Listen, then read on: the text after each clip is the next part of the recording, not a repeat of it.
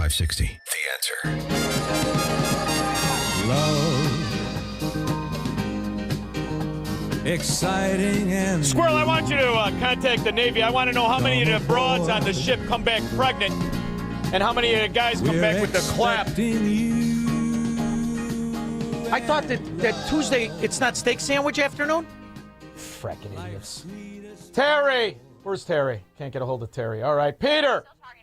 Peter Barrington. Yes, Sean, our national debt just hit $40 trillion. Do you know what kind of reward we get when it hits $50 trillion? Do we get a free sub or something? Yeah, you absolutely get something. You know what you get? You get all your assets taken away. And that's what you're going to. Yeah, right. It's not good. It's not good at all. That's why I've been begging you to get the hell away from these commies. I know it's very nice in Barrington. Believe me, I used to play Stonehenge every Saturday. Lovely course. However, it's still part of Illinois. Yeah. It's still part of Illinoisistan. It's a pastor kid, but that's all I could afford at the time. Thank you very much for the call. Good. You keep your head down. It's spicy out there.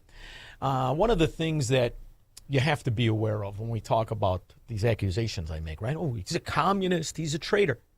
They're not unfounded by any means. You do realize who we're talking about when I talk about Democrats. Traitors!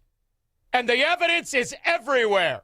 Well, the White House Transparency Task Force released some documents about the FBI investigation into former East Bay Congressman Eric Swalwell.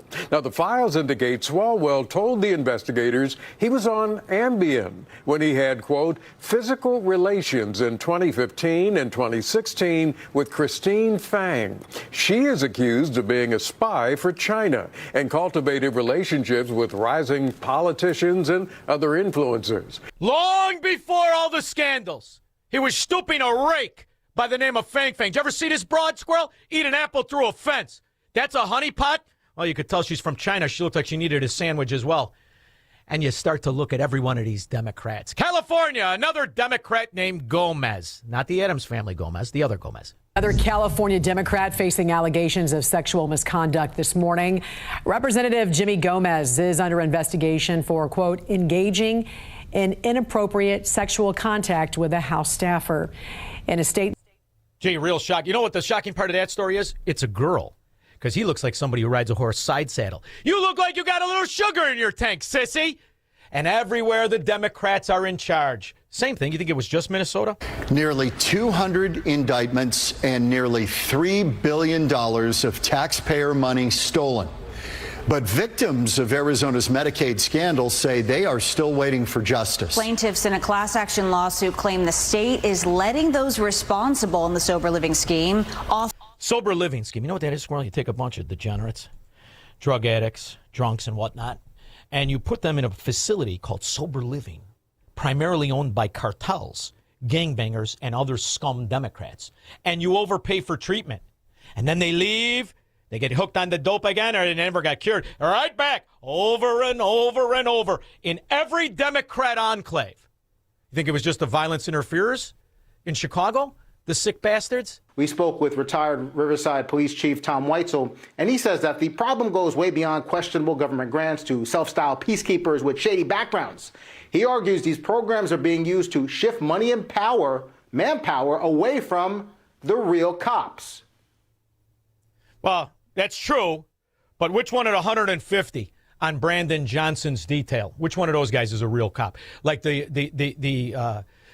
platoon that drove Ed Burke by his side broad's house when the Viagra kicked in. Terry, Shirakistan. Hey, Sean, I remember a guy, they called him Quarters Boyle. He worked for the tollway, and that's how he got his nickname, because he was always taking quarters. The other thing is, the mob used to have juice loans, and it was 25%. Couldn't the state of Illinois say, we're not going to squeeze you any tighter than the mob? Hey, well, first of all, the mob wouldn't even give Illinois money. They only give money to people they think can pay him back, or at least pay the VIG. And when you're talking about quarters, do you remember the car he had? Do you remember the car? I just remember his name. Oh, babe. A 1978 Buick Park Avenue. You remember the trunk in that? You could fit 4 Democrats shoulder to shoulder in the back seat. And he broke the shocks. That's how much change he stole in a 1978 Buick. And you know who knew about it? Everybody!